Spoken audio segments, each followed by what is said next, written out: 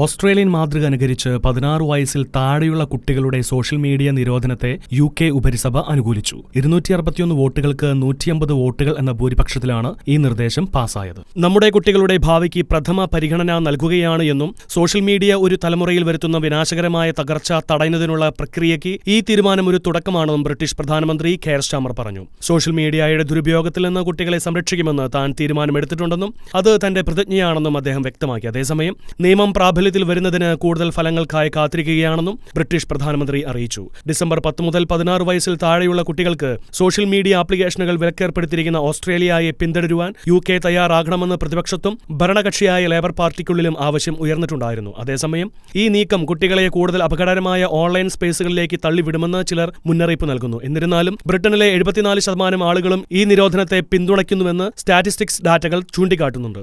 International desk, Shekinah news.